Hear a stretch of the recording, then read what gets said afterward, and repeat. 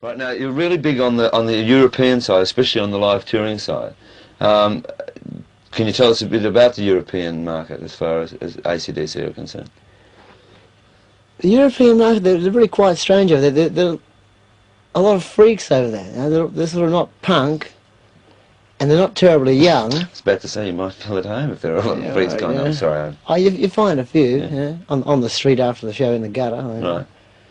But they're sort of, oh, it's really hard to say. But they're more. Are they an like emotional the audience or freak, what? yeah, emotional. Ready to rock, you know? Probably more so than the rest of the world. You Yeah. know? They're crazy because like European bands don't play rock music, and if they do play it, they don't play it well. You know, so the only rock they get is from England, America, and now Australia. Right now, let's look at 4 countries. Right, you've got the USA, which you're about to leave for and do an extensive touring side. You've got the European market, you've got the British market, and you've got the Australian market. Does the band change at all, or you just play the same thing for every market and use the same approach? Exactly the same, yeah. Yeah. There's no need to change. I mean, we're what we are, Yeah. and we ain't going to change for nobody. You know? Yeah. So it's just, but it doesn't, like, you could put them all in one room and you couldn't tell one from the next. Like, they're Right. just the same the world over, you know. Well, what do you think will be the next single in Australia? Let There Be Rock? Isn't it there yet? Isn't that the single? I don't know, is it? No. Well, it's certainly not out. Hang on, a voice from heaven says, yes. A Voice from Let There Heaven? Be Rock. Right. Now, what about an album? We recorded an album last time we were back there. As yet, it's not finished. We've got a few things, we've thought about it and changed a few things. Hmm. There's a live album probably coming out soon. Hmm. It's taken from concerts in Glasgow, My Music Bowl. There was one recorded in Fort Lauderdale in Florida. Hmm. There's about 4 in all, you know, and that might be sort of put into a live album, Right. the best of the 4 concerts. Right, now tell us about your American plans. Yeah, we're going back there in a couple of weeks to tour with Kiss, supporting Kiss, and a band called Rush. You mightn't have heard of out there, No. you know. And we're doing about 12 dates with those bands, Mm.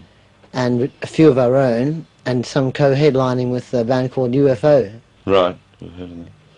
You know UFO? Yeah, right. Now, just on the Kiss tour, right? Have you seen Kiss perform yet, live?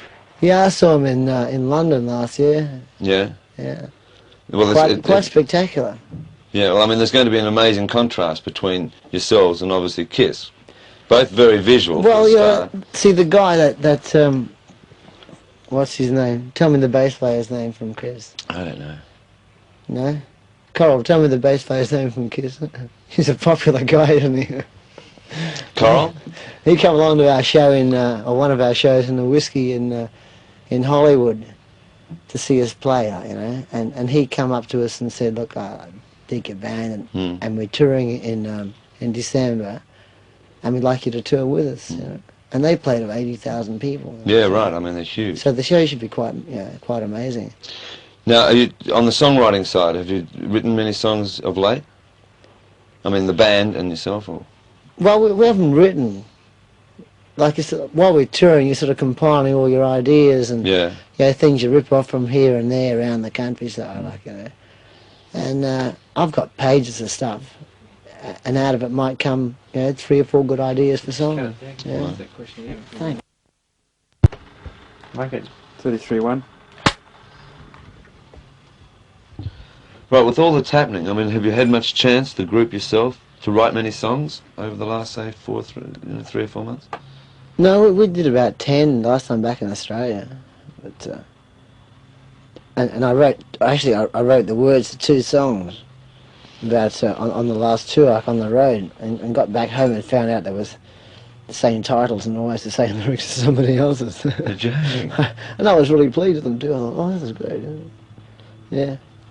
So, I mean, like, what is going to happen over the next 6 months then, apart from, like, you're in America?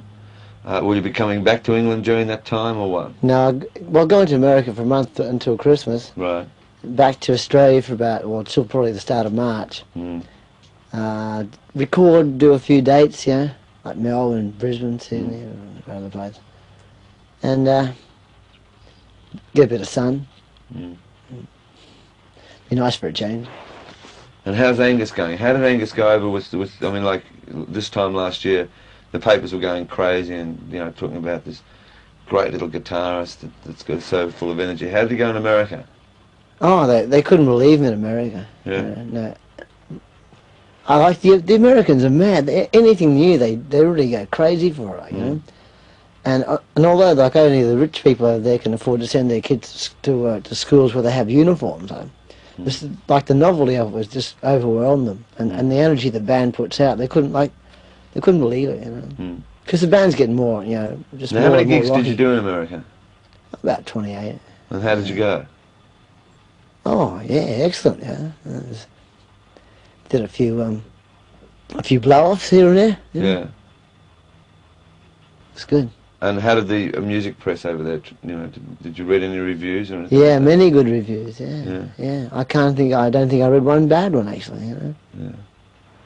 They it's just that, I see over there, it's pretty laid back, you know. And a band comes along that rocks its ass off, man, you know, and you're right in there, and they just love you. Yeah. Couldn't stop.